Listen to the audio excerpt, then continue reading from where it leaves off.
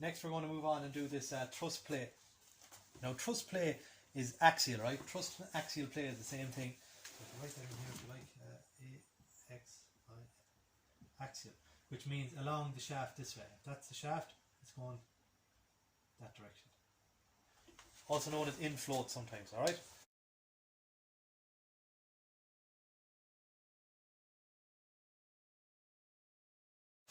So for fourth gear, you'll only have this now on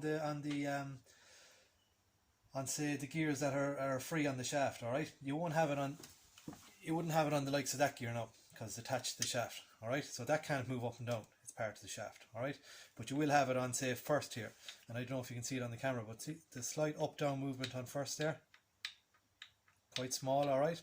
And you will have it for second gear on this shaft. Okay, but you won't have it for third and fourth on this shaft because they're part of it.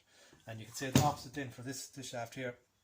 First and second on this shaft are attached, so you won't have any thrust play on them.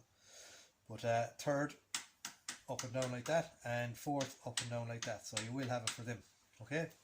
Now there's a ways of doing this on some gears with the feeler blade, but the most accurate way and probably the best way to practice, because you can do it for every gear, is to use this DTI gauge, or a dial gauge indicator.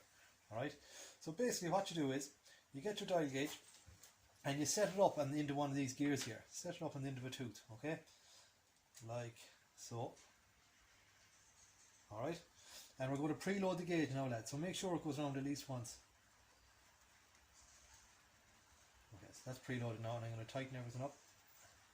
Tighten that, tighten this one, and tighten that one. Alright, so now that gear is fully down due to gravity, okay? But watch what happens to the gauge as I lift it up. Now I might zero it first. Get it close to zero. Okay, so it's zeroed there now. As I lift up this gear, the dial gauge is after moving to 0.31 millimeters, alright? Now, it's moving around slightly, so watch. In that case now it's 0.35 we could say. And if I'm very careful, it should go back to zero, close to it.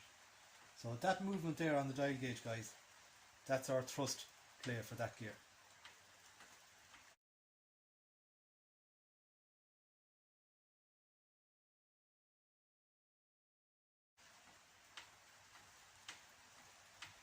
Alright, now if there isn't enough thrust play, you can put a shim in here, or to take a shim out, depending on, okay? If you don't have enough thrust, okay, the spec is in your manual.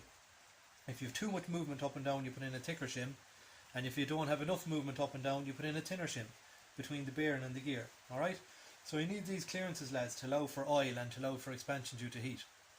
If you didn't have any play in here, the bearing would be just butted up against the gear, alright, so you wouldn't have a clearance fit in, so it'd bind.